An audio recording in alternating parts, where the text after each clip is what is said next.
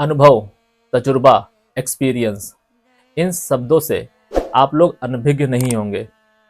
आप लोग सोच रहे होंगे कि मैं इन शब्दों के बारे में क्यों बात कर रहा हूँ, क्योंकि आज का विषय कुछ ऐसा है। आज मैं आपसे जिस ग्रह के बारे में बात करना जा रहा हूँ, उनको समझाने के लिए या उनके बारे में बात करने के लिए इन शब्दों का जिक्र करना बहुत ज़्यादा आवश्यक है, या फिर मैं ये कहूँ कि इन शब्दों के माध्यम से ही उनको समझाया जा सकता है। या फिर अगर आप इसको बहुत सरल भाषा में समझना चाहते हैं तो बिना इन शब्दों का उपयोग किए बिना उनको समझना लगभग नामुमकिन है। हम बात करने वाले हैं आज आपसे शनि ग्रह के बारे में, शनि देव के बारे में।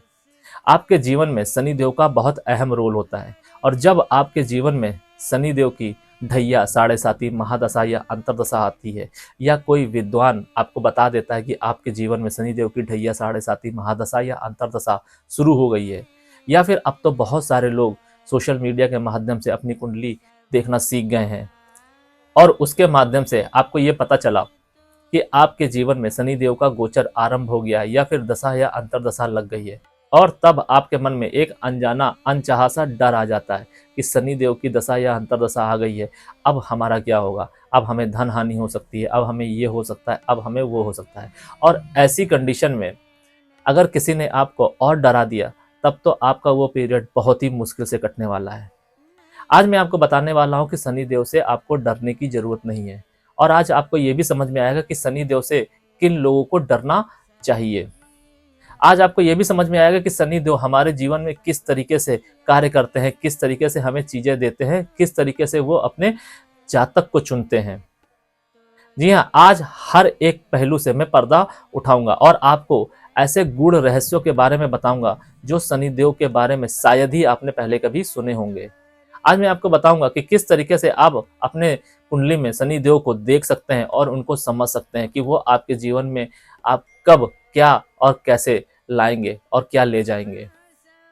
आप देखिए कि अगर आपको बहुत सारा अनुभव है और आप अपने जीवन में बहुत सारे उतार चढ़ाव देखकर आगे आए हैं, तो आप अपने जीवन में या फिर अपने आसपास अपने रिश्तेदारों के माध्यम से या फिर अपने मित्रगणों के माध्यम से कोई भी ऐसा कार्य आप नहीं करना चाहेंगे, ना ही देखना चाहेंगे जो आपने अपने उतार चढ़ाव वाले दिनों के दौरान नहीं किया है, या फिर आपने किया है तो उसमें आपको असफलता या फिर मुंह की खानी पड़ी है। क्यों, ऐसा क्यों होता है? ऐसा इसलिए होता है क्योंकि आपने वहां पर सीखा है, वहां पे ये जाना है कि ये कृत्य सही नहीं है और ये कृत्य सही है। जब आपको ये सही और गलत का एहसास होता है तो ये क्यों होता है, आपने कभी ये जानने की कोशिश की? ये भी आपको सिर्फ और सिर्फ शनिदेव की वजह से ही होता है। हाँ, ज्ञान का उपयोग आपको बृहस्पति देव करना सिखाते हैं, लेकिन उस ज्ञान की समझ आपको शनि देव देते हैं। आपके जीवन में जो भी उतार चढ़ाव आए, आपके जीवन में चाहे कितने ही ज्ञानी व्यक्ति आए, आपको ज्ञान देंगे, लेकिन जब तक आप उस ज्ञान को समझेंगे नहीं, उस ज्ञान को अपने जीवन में उतारेंगे नहीं, तब तक उस ज्ञान का कोई फायदा नहीं है। और ये क्यों होता है, ये कैसे होता है? ये शनि देव की वजह से होता है। बहुत सारे लोगों के जीवन में दुख नहीं आता है, लेकिन वो अपने आसपास के लोगों की जिंदगी को देख के बहुत कुछ सीख जाते हैं, बहुत कुछ जान जाते हैं, और अपनी जीवन शैली को परिवर्तित कर लेते हैं सही समय पर, जिससे उनके जीवन में जो भयानक दुख आने वाला होता है वो टल जाता है। आज भी आपके जीवन में ऐसे कई लोग होंगे, हो सकता है आपका पुत्र हो, या हो सकते हैं आपके माता पिता हो, या बहन हो, या पत्नी हो, या फिर पति ही क्यों ना हो, जिनके आचरण से आप संतुष्ट नहीं हैं। ऐसा क्यों होता है? ऐसा इसलिए होता है या तो वो आपसे ज्यादा मैच्योर है, या फिर आप ज्यादा मैच्योर हैं। दोनों में से कोई भी एक व्यक्ति मैच्योर ज्यादा होगा, और जो ज्यादा मैच्योर होगा उसे कम मैच्योर व्यक्ति नहीं पसंद होंगे, और जो कम मैच्योर होगा उसे ज्यादा मैच्योर व्यक्ति नहीं पसंद होंगे। और ये मैच्योरिटी कैसे आती है? ये मैच्योरिटी आती है शनि देव की वजह से। मैच्योरिटी का मतलब यहाँ पर आपकी पढ़ाई लिखाई से कदापि नहीं है। आप पढ़े लिखे हों या ना हो, इससे ये सिद्ध नहीं होता है कि आप मैच्योर हो जाएंगे। अगर आप अच्छे स्कूल में पढ़ रहे हैं, आप अच्छे कुल में आपका जन्म हुआ है, इसका मतलब ये नहीं है कि आप मैच्योर होंगे। नहीं, मैच्योर एक धनी व्यक्ति भी हो सकता है और एक किसान का पुत्र भी हो सकता है। तो आपको ये समझना होगा कि आपके जीवन में जो अनुभव आ रहे हैं और उन अनुभव के माध्यम से आप कुछ सीख रहे हैं, आपके अंदर जो मैच्योरिटी आ रही है वो शनिदेव की वजह से आ रही है। और शनिदेव इसी तरीके से कार्य करते हैं। अगर आप एक सख्त पिता है, सख्त भाई हैं या सख्त बहन है, तो आपके ऊपर शनिदेव की विशेष कृपा है। सख्ती का मतलब ये नहीं होता है कि आप अपने आसपास के लोगों का बुरा चाहते हैं। नहीं, बुरा क्या होता है? बुरा वो होता है कि आप गलत देख रहे हैं, आप गलत होता समझ रहे हैं, लेकिन उसके बाद भी आप आवाज़ नहीं उठा रहे हैं। क्यों नहीं उठा रहे हैं? क्योंकि आप ये सोच रहे हैं कि वो मेरी बहन है, मुझे क्या करना? उसके जीवन में कुछ भी हो, मुझे क्या? मेरे ऊपर तो कोई फ़र्क नहीं पड़ेगा। आप ये सोच रहे हैं कि वो तो मेरे माँ-बाप हैं, माँ-बाप की तो ज़िंदगी निकल गई है, अब वो जो भी करें, उसमें मेरा क्या? या फिर वो मेरा पति है, वो मेरी पत्नी है, वो मेरी भाभी है, वो मेरे भैया हैं, कुछ भी इस तरीके का थॉट प्रोसेस रख रहे हैं, मित्रगण है, तो आप गलत कर रहे हैं। क्योंकि जिस तरीके का आप अपने जीवन में अपने दिमाग को ट्रसपास देंगे, उसी तरीके से आप डिज़ाइन होंगे, और जिस तरीके से आप डिज़ाइन होंगे, उसी तरीके से आपके जीवन में शनिदेव आपके जीवन में कार्य करेंगे। क्यों शनिदेव को ही कर्म फलदाता बनाया गया है? क्योंकि शनिदेव का जीवन संघर्ष में गुजरा था, और जब किसी व्यक्ति का जीवन संघर्ष में गुजरता है, तो वो बायस नहीं होता है, वो भेदभाव नहीं करता है, वो प्रैक्टिकल होता है। और जो भी संसार में प्रैक्टिकल हुआ है, उसके अंदर समझ बहुत ज़्यादा होती है। उसको आप देखिए, अगर आपके जीवन में ऐसा कोई भी व्यक्ति है, आपके मित्र के रूप में या फिर आपके पारिवारिक के रूप में, तो आप उससे मिलिए, उससे बात कीजिए, उससे सलाह लीजिए। आप बहुत ज़्यादा सौभाग्यशाली हैं, क्योंकि आज के जीवन में कोई भी प्रैक्टिकल इंसान आपके जीवन में हो, तो ये बहुत बड़े सौभाग्य की बात है। वो आपको आपकी अच्छाई और बुराई के बारे में बता सकता है या बता सकती है, और उसके माध्यम से आप अपने जीवन के निर्णयों को सही दिशा में ले जा सकते हैं। लेकिन आप अगर अपने निर्णयों को सही दिशा में सही समय पर नहीं ले गए, तो आपका जीवन बर्बाद भी हो सकता है। इसी तरीके से आपके जीवन में शनिदेव कार्य करते हैं। शनिदेव की, जैसा कि आप लोग जानते हैं कि 3 दृष्टियां होती है, तीसरी, 7वीं और 10वीं। ये कुंडली टू कुंडली वैरी करता है कि आपकी कुंडली में शनिदेव पॉजिटिव है या नेगेटिव है। और ये जरूरी नहीं है कि अगर आपकी कुंडली में शनिदेव नेगेटिव होकर बैठे हैं, तो वो अपनी तीसरी, 7वीं और 10वीं दृष्टि से जिस भी घर में देख रहे होंगे या भी जिस भी ग्रह को देख रहे होंगे, वहां पे वो बुरा ही करेंगे। ये एक मिथ्य है। शनिदेव आपकी कुंडली में पॉजिटिव हैं, तो वो नेगेटिव भी हो सकते हैं उनकी दृष्टि के माध्यम से और उनके अदर एक्सपेक्ट के माध्यम से। अदर एक्सपेक्ट क्या होते हैं? ग्रहों का और नक्षत्र का। और अगर आपकी कुंडली में शनिदेव नेगेटिव हैं, तो आप ये मान के चलिए कि आपकी कुंडली में शनिदेव सब कुछ नेगेटिव करेंगे, तो आप गलत हैं। हो सकता है आपकी कुंडली में शनिदेव एक मारक या बाधक प्लैनेट का रोल निभा रहे हैं, लेकिन वो जिस जगह बैठे हैं, हो सकता है सिर्फ वो उसी घर का हानि कर रहे हों और दृष्टि माध्यम से आपका भला कर रहे हों।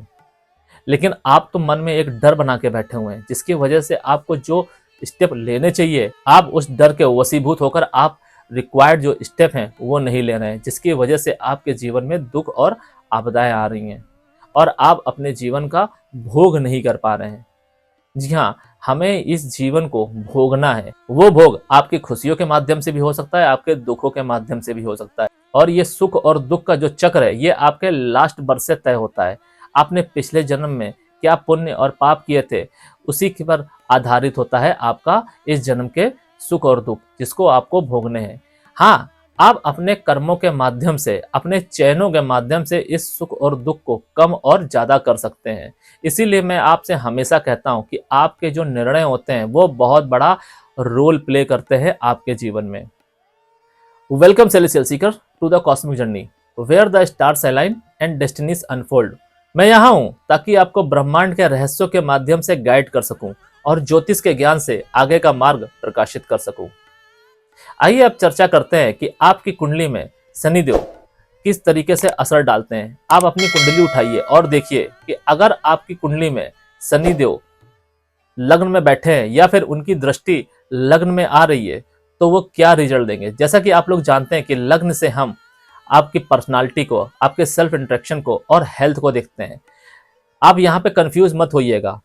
छठे हाउस और 8th हाउस से हम आपकी छोटी और बड़ी बीमारियों को देखते हैं, लेकिन जो आपकी सर्वाइवल हेल्थ है, डेली बेसिस पे जो आपकी हेल्थ कार्य करती है, या फिर मैं ये कहूँ कि अगर आप किसी जरूरी समय पर किसी अनुकूल वातावरण में आप बीमार पड़ जाएंगे, तो आप उस वातावरण का, उस सिचुएशन का, उस पोजीशन का आप फायदा नहीं उठा पाएंगे।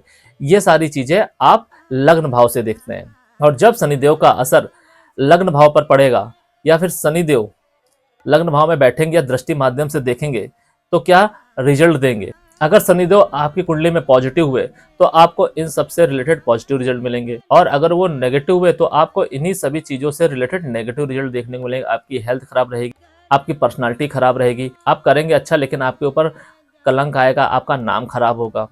क्या करना चाहिए आपको? आपको काला पत्थर या फिर आपको नीलम धारण करना चाहिए।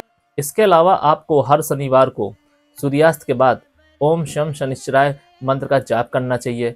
मंत्र का जाप आपको कम से कम 108 बार करना चाहिए। ध्यान रखिए कि मंत्र का जाप आपको संकल्प लेकर करना है।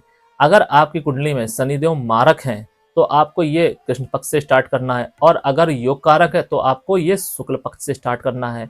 इसके अलावा अदर एक्सपेक्ट भी होते हैं जिससे भाव आधारित रेमेडी तैयार होती है। ये जो मैं आपको भाव बेस्ड रेमेडी बता रहा हूँ ये जनरल रेमेडी है। आप यहाँ पर देखिए कि अगर आपके बाकी के ग्रह अच्छे जा रहे हैं और आप शनिदेव की दशा या अंतर दशा से जूझ रहे हैं, आपको समस्या आ रही है लग्न से रिलेटेड, उस कंडीशन में आप ये रेमेडी कर सकते हैं। आपको ये रेमेडी उत्तम रिजल्ट देती दिखाई देगी। अब अगर आपके शनिदेव द्वितीय स्थान पर बैठे हैं या फिर तीसरी, सातवीं या 10वीं किसी भी दृष्टि के माध्यम से ये धन भाव को देख रहे हैं तो क्या रिजल्ट देंगे। जैसा कि आप लोग जानते हैं कि धन भाव हमारे वाणी का होता है, हमारी पैतृक संपत्ति का होता है, आपके दादा दादी का होता है। तो आपको अगर आपकी कुंडली में पॉजिटिव होंगे तो आपको इन सभी चीज़ों से रिलेटेड पॉजिटिव रिजल्ट मिलेंगे, और अगर नेगेटिव होंगे तो आपको इन्हीं सभी चीज़ों से रिलेटेड नेगेटिव रिजल्ट मिलेंगे। आपकी वाणी खराब होगी, आपकी पैतृक संपत्ति आपको आसानी से नहीं मिलेगी, और अगर मिलेगी तो डिस्प्यूट होगी या फिर आप उसका नाश कर देंगे। कुल मिला के आप अपनी पैतृक संपत्ति का फायदा नहीं उठा पाएंगे, आप अपने दादा दादी का स्नेह नहीं पा पाएंगे अगर वो नेगेटिव हुए तो। अब इस कंडीशन में आपको क्या करना चाहिए? भाव बेस्ड रेमेडी के रूप में आपको एक चांदी का सिक्का सरसों के तेल के मटके में डालकर अपने मुख्य द्वार पर गाड़ देना चाहिए, जिससे आपके और आपके परिवार की जो संपत्ति होगी उसकी सुरक्षा होगी और वो बढ़ेगी।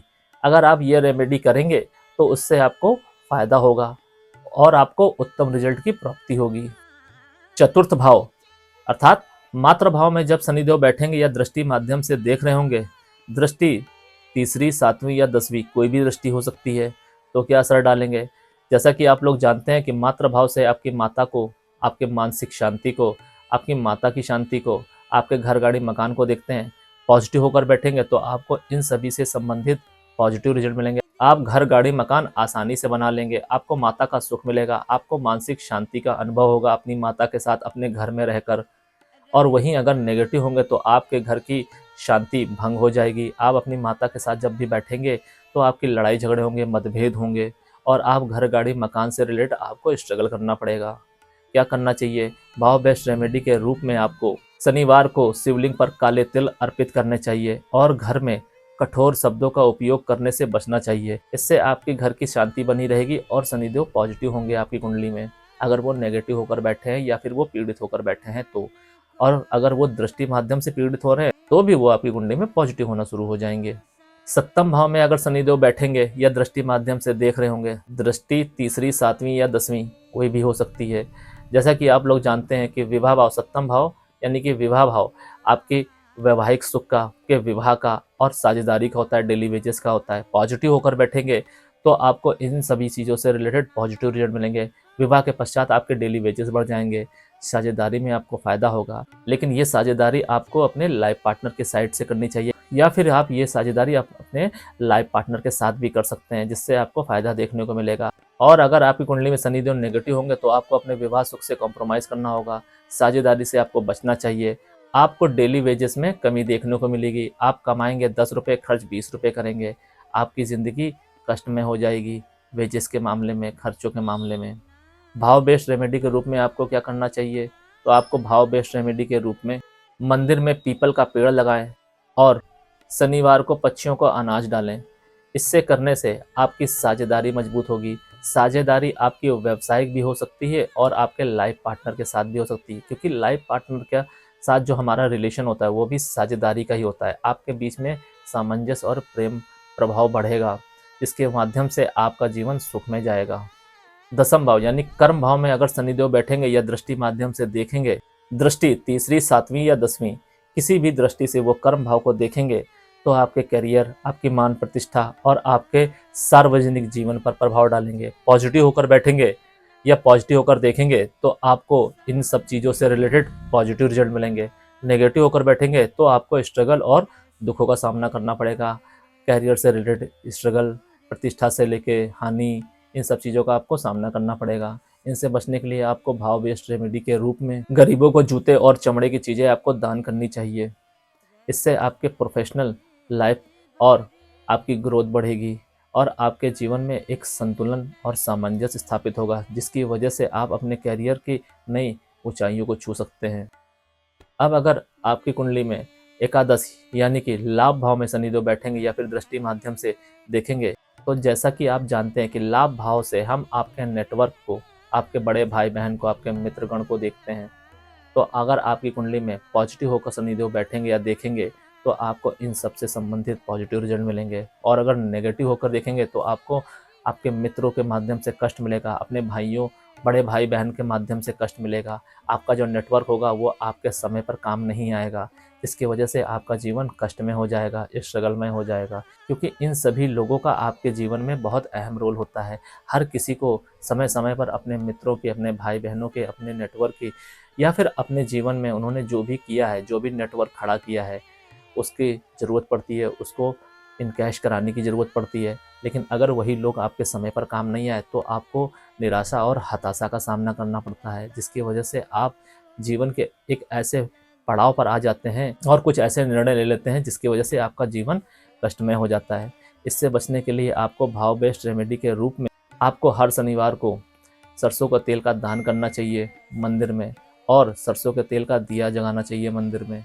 इससे आपकी मानसिक शांति बढ़ेगी और आपका जो नेटवर्क है, आपके भाई बहन हैं और आपके जो मित्रगण हैं वो आपका साथ देंगे और आपकी वित्तीय वृद्धि होगी। इसके अलावा कुछ नक्षत्र होते हैं जिन नक्षत्र में शनिदेव बैठे हों या फिर दृष्टि माध्यम से देख रहे हों, उस पर भी शनिदेव के जो प्रभाव होते हैं वो बदल जाते हैं। फिर ये नहीं देखा जाता है कि वो आपकी कुंडली में योग कारक है या मारक या बाधक हैं। अब आपको मैं जो बताने जा रहा हूँ ये कुछ ऐसी इंफॉर्मेशन है, ये कुछ ऐसी जानकारी है जो आपको बहुत आसानी से नहीं मिलेंगी। इसके बारे में मैं ये दावे के साथ कह सकता हूँ कि आपको पहले से नहीं पता होंगी। क्या है वो जानकारी? वो जानकारी ये है कि कुछ ऐसे नक्षत्र हैं जिसमें शनिदेव बहुत अच्छे भी होते हैं और बहुत खराब भी होते हैं। ये मैटर नहीं करता है कि आपकी कुंडली में शनिदेव योग कारक हैं या मारक हैं। जैसे शनिदेव की दृष्टि या शनिदेव खुद पुष्य नक्षत्र में बैठे हों या पुष्य नक्षत्र में देख रहे हो, उनकी दृष्टि जहां पे भी जा रही हो, वो दृष्टि तीसरी, सातवीं या 10वीं कोई भी हो सकती है। अगर वो दृष्टि पुष्य नक्षत्र पर पड़ रही है, जिस भी हाउस में बैठे हैं या जिस भी ग्रह को देख रहे हैं, और वो ग्रह पुष्य नक्षत्र में है, तो आपके जीवन में धीरे धीरे ग्रोथ होगी और वो ग्रोथ स्थिर होगी, जिससे आपके जीवन में फायदा आएगा। वहीं अगर शनिदेव आद्रा नक्षत्र में देख रहे होंगे तो यह भावनात्मक अस्थिरता ला सकते हैं, जिससे आपका जीवन कष्ट में चला जाएगा। आप छोटे छोटे निर्णय भी आसानी से नहीं ले पाएंगे। आप जो निर्णय लेंगे, जो आप सोचेंगे, उसका उल्टा होगा, जिसकी वजह से आपका मन असंतुलित होगा और आप बार बार बैक टू बैक गलत निर्णय लेते जाएंगे, और जिससे आपका जीवन एक चक्रव्यूह में फंसता नजर आएगा आपको और आप परेशान हो जाएंगे। इसके अलावा कुछ दृष्टियाँ ऐसी होती हैं जो शनिदेव की किसी ग्रह पे पड़ रही होती हैं। अगर शनिदेव अपनी तीसरी, सातवीं या 10वीं दृष्टि के माध्यम से किसी ग्रह को देख रहे हो, ऐसा तो है नहीं कि अगर आपकी कुंडली में तीसरी दृष्टि से अगर किसी भी हाउस को देख रहे हो सकता है वो हाउस खाली हो, वो घर खाली हो, और यह भी हो सकता है उस घर में कोई ग्रह बैठा हो। तो अगर उस घर में कोई ग्रह बैठा होगा तब शनिदेव का उस दृष्टि का इम्पैक्ट क्या होगा। यहाँ पर ध्यान रखिए कि मैं आपसे जो बात कह रहा हूँ वो आपसे दृष्टि के बारे में कह रहा हूँ, शनिदेव के बैठने के बारे में नहीं कह रहा हूँ। युति संबंध के बारे में मैं आपसे कोई बात नहीं कर रहा हूँ। मैं आपसे बात ये कर रहा हूँ कि आपकी कुंडली में 12 भावों में शनिदेव किसी भी हाउस में बैठे हों और वो अपनी तीसरी, सातवीं या 10वीं दृष्टि से अगर किसी स्पेसिफिक ग्रह को देखेंगे, तब उस घर का परिणाम क्या होगा, तब उस दृष्टि का परिणाम क्या होगा, वो मैं आपको बताने वाला हूँ। वही मैं आपको समझाने की कोशिश कर रहा हूँ। अगर शनिदेव अपनी तीसरी, सातवीं या 10वीं दृष्टि से सूर्य देव को देख रहे होंगे तो अहंकार में कमी, नेतृत्व में चुनौतियां और अधिकार में संघर्ष लाएंगे। आपके जीवन में, आपके अधिकार क्षेत्र में जो भी चीज आएगी, चाहे वो मित्रगण हो या फिर कोई मौलिक या भौतिक वस्तु हो, उस अधिकार क्षेत्र में आप संघर्ष करते देखे जाएंगे। आपके रिश्ते कुछ ऐसे होंगे जहां पे लगता होगा कि आपका अधिकार है, आप उसे अपना समझते होंगे और वही रिश्ता आपको छलता नजर आएगा। ये क्यों होता है? ये तभी होता है जब शनिदेव की दृष्टि, चाहे तीसरी दृष्टि हो, सातवीं दृष्टि हो या 10वीं दृष्टि हो, वो सूर्यदेव पर पड़ रही हो। वहीं अगर ये दृष्टि चंद्रदेव पर पड़ेगी तो आपके अंदर भावनात्मक स्थिरता, मानसिक शांति और भय से निपटने की जो शक्ति होगी उसमें कमी देखी जाएगी। उसके ऊपर गहरा प्रभाव पड़ेगा जिससे आपका जीवन कष्ट में हो जाएगा। तो आपको ये सारी चीजें समझनी होगी और ये चीजें आपको पता होनी चाहिए कि शनि देव की दृष्टि ग्रह के ऊपर कैसा असर डालती है, नक्षत्र के ऊपर कैसा असर डालती है, और जब शनिदेव आपकी कुंडली में तीसरी, सातवीं और 10वीं दृष्टि से देखते हैं तब क्या आपकी कुंडली में इम्पैक्ट पड़ता है। ये जरूरी नहीं है कि अगर शनिदेव आपकी कुंडली में मारक है और उस कंडीशन में वो अपनी तीसरी या सातवीं या 10वीं दृष्टि से देखेंगे तो वहां पर वो आपका अनहित ही करेंगे। नहीं, अगर शनिदेव आपकी कुंडली में मारक हैं और वो तीसरी दृष्टि से कहीं देख रहे हैं और वो तीसरी दृष्टि उनका अपना घर हुआ, तो वो वहां पर अपने घर का हानि नहीं करेंगे। वहां पर वो घर कोई भी हो सकता है, आपका विवाह भाव हो सकता है, धन भाव हो सकता है, लाभ भाव हो सकता है, वो भाव कोई भी हो, तीसरी दृष्टि से शनिदेव जब भी देखेंगे, अगर वो अपनी राशि को देख रहे हैं यानी कि मकर और कुंभ को देख रहे हैं, तो उस भाव को वो बढ़ाएंगे, उसकी हानि नहीं करेंगे। हाँ, थोड़े उतार चढ़ाव देखने पड़ सकते हैं। तो जैसा कि मैंने आपको बोला कि उतार चढ़ाव जो आएंगे वो आपको मेच्योर करने के लिए आएंगे, आपको अनुभव देने के लिए आएंगे, और उस अनुभव को अगर आप समझ गए, उससे सीख गए, तो आपको उस भाव से संबंधित इतना लाभ मिलेगा जितनी आपने कल्पना भी नहीं की होगी। वहीं अगर आपकी कुंडली में शनिदेव योग कारक है, अति योग कारक है, और शनिदेव तीसरी दृष्टि से किसी ऐसे ग्रह को देख रहे हैं जिस ग्रह के साथ में शनिदेव की नहीं बनती, जैसे कि सूर्यदेव हो गए या मंगल देव हो गए, उस कंडीशन में वो उस घर की हानि कर देंगे। और कहीं अगर वो घर पीड़ित हुआ तब तो आप ये मान चलिए कि सोने पे सुहागा हो गया, उस घर का नाश तय है। उस कंडीशन में आपको उस घर के पॉजिटिव रिजल्ट लेने के लिए उस घर की भाव बेस्ड रेमेडी करनी होगी। और अगर किसी ने ये बोल दिया कि आप सूर्य देव की रेमेडी कर लो या मंगल देव की रेमेडी कर लो, आपने उस घर की और ऐसी की तैसी कर ली। ऐसा करने से आपको बचना चाहिए। आप देखिए कि आप जिस चीज की रेमेडी करने जा रहे हैं, जिस भी ग्रह की या जिस भी हाउस की रेमेडी करने चाह रहे हैं, क्या उस रेमेडी का इम्पैक्ट उस हाउस में पड़ेगा। अगर आपको बुखार है तो आपको बुखार की मेडिसिन लेनी चाहिए, ना कि आपको जुखाम या सरदर्द की मेडिसिन लेनी चाहिए। ठीक इसी प्रकार से अगर आप अपनी कुंडली में किसी स्पेसिफिक ग्रह को या फिर किसी स्पेसिफिक भाव को आप पॉजिटिव करना चाहते हैं या उससे पॉजिटिव रिजल्ट लेना चाहते हैं, तो आपको उस स्पेसिफिक भाव या ग्रह की भाव बेस्ड रेमेडी करनी चाहिए, जिससे आपको शीघ्र अतिशीघ्र पॉजिटिव रिजल्ट मिलेंगे। और वही ग्रह अगर नेगेटिव होगा या फिर वो भाव नेगेटिव होगा तो वो न्यूट्रल होगा, न्यूट्रल के बाद वो आपकी कुंडली में पॉजिटिव होगा। हाँ, इस प्रक्रिया में थोड़ा विलंब होता है, लेकिन अगर ये योग कारक वाली कंडीशन है तो उसमें विलंब नहीं होगा। दोनों ही सूरतों में जितनी शीघ्र आपके जीवन में भाव बेस्ड रेमेडी कार्य करेगी, उतना कार्य एक नॉर्मल या जनरल रेमेडी कदा भी नहीं करेगी। तो आपको ये बात समझनी चाहिए और भाव बेस्ड रेमेडी के बारे में जानना चाहिए अधिक से अधिक और समझना चाहिए। कुछ बातों का आपको विशेष ध्यान रखना चाहिए। जब शनि देव की 7.5 ढैया दशा या अंतर्दशा चल रही हो या महादशा चल रही हो, क्या आपको अपने माता पिता का अनादर नहीं करना चाहिए। यहाँ पर आपको एक बात का विशेष ध्यान रखना चाहिए कि अगर आपके माता पिता नीतिगत या नीति संगत नहीं है तो आप उनका विरोध कर सकते हैं, लेकिन आप उनका अनादर ना करिए। इसका मतलब आप गलत मत समझिएगा कि अगर आप अपने माता पिता के विरुद्ध खड़े हो रहे हैं तो उनका अनादर होगा। नहीं, अनादर एक अलग चीज है, लेकिन अगर आप उनको करेक्ट करने के लिए, उनको सही करने के लिए उनके विरुद्ध खड़े हो रहे हैं तो ये एक अलग चीज है। आपको इन दोनों के बीच का जो गैप है वो समझना होगा। आपको अनादर नहीं करना है, लेकिन अगर आपके माता पिता या आपके बड़े बुजुर्ग या आपका बड़ा भाई या बड़ी बहन नीतिगत या नीति संगत नहीं है और उस कंडीशन में उनकी नीति की वजह से आपका या आपके परिवार में या फिर कुछ ऐसा हो रहा है जो नहीं होना चाहिए, या फिर आपके परिवार में कलेश आ रहा है, तो आप इसका विरोध कर सकते हैं। लेकिन अगर आप यहाँ पर चुप रहे या फिर आप बायस हुए और आपने ये होने दिया तो इसका दुष्प्रभाव भी आपको देखना पड़ेगा, को झेलना पड़ेगा। शनि देव हमेशा कर्म फलदाता है और उनके पॉजिटिव रिजल्ट लाने के लिए, पाने के लिए और अपनी कुंडली में पॉजिटिव करने के लिए आपको हमेशा अनुभव और मेच्योरिटी की तरफ ध्यान लगाना चाहिए। आपको ये समझ होनी चाहिए कि आपके जीवन में जो हो रहा है वो क्यों हो रहा है और जो आप कर रहे हैं वो क्यों कर रहे हैं। सही गलत का अगर आपको डिफरेंस समझ में आने लगा और आप उसके प्रति सजग रहने लगे, अडिग रहने लगे, तो शनिदेव आपकी कुंडली में चाहे कितने ही मारक या बाधक क्यों ना हो, वो आपको पॉजिटिव रिजल्ट देते ही दिखाई देंगे। लेकिन वहीं अगर आपने इसके विपरीत जाकर कार्य करने की चेष्टा की तो वही शनिदेव आपके जीवन को इतना उथल पुथल मचा कर रख देंगे कि वो किसी भी ग्रह की दशा या अंतर दशा है, चाहे पंच महापुरुष योग के द्वारा कोई दशा अंतर दशा आ रही हो या फिर कोई गजकेसरी योग है, कोई भी योग आ रहा, आप उस योग का पूर्णतः फायदा नहीं उठा पाएंगे। क्योंकि आपके जीवन में किसी भी दशा का या आपके जीवन में किस्मत में जो भी अच्छी चीजें हैं, पुण्यों के माध्यम जो आपको मिलने वाली है, उस चीज का पूर्णतया भोग करने लायक आपको अगर कोई बना सकता है तो वो है शनिदेव। आपको यह बात भली भांति समझनी चाहिए। इसके अलावा आपको अनावश्यक ऋण लेने से बचना चाहिए। कभी भी आपको शो ऑफ करने के लिए ऋण नहीं लेना है। अगर आप अनावश्यक ऋण लेंगे तो शनिदेव आपको दंडित करते दिखाई देंगे।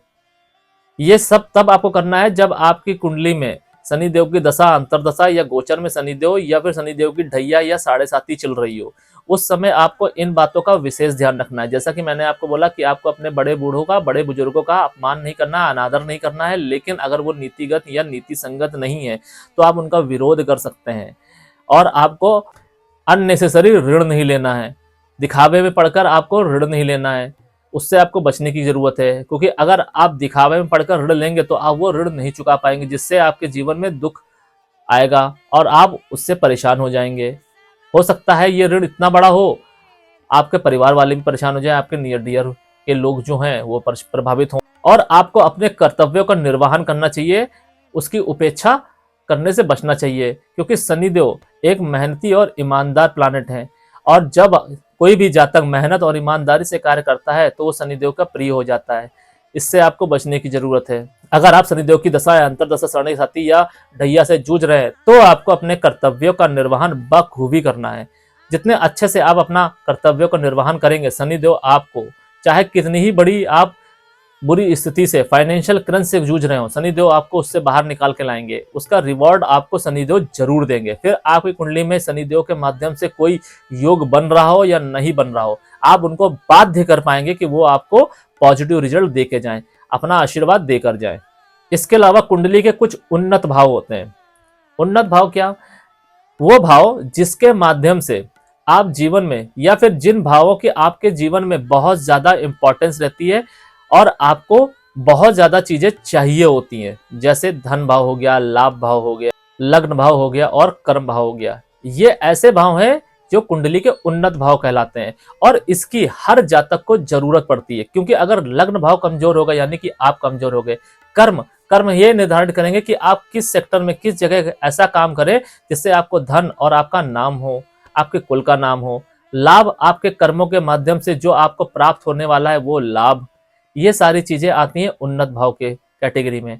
और जब उन्नत भाव में शनिदेव का इम्पैक्ट आता है, चाहे दृष्टि माध्यम से हो या फिर वो वहां पर खुद बैठे हों, उस कंडीशन में आपको क्या करना चाहिए? तो अगर उन्नत भाव में, लग्न भाव में अगर आपके शनिदेव बैठे होंगे या दृष्टि माध्यम से देख रहे होंगे और आपको लग्न भाव के रिजल्ट चाहिए या आप लग्न भाव से रिलेटेड नेगेटिव रिजल्ट से जूझ रहे हो, उस कंडीशन में आपको अपने मध्यमा उंगली में लोहे का छल्ला धारण करना चाहिए। ध्यान रखिए कि ये लोहे का छल्ला घोड़े की नाल से बना हो, काले घोड़े की नाल से बना हो तो अति उत्तम है। अन्यथा किसी भी घोड़े की नाल से बना हो ये छल्ला हो और इसमें ज्वाइंट ना हो। अगर आपको ऐसा छल्ला मिल जाता है तो आप अपने मध्यमा उंगली में से धारण कर सकते हैं, जिससे आपको लग्न भाव से रिलेटेड पॉजिटिव रिजल्ट मिलने लगेंगे।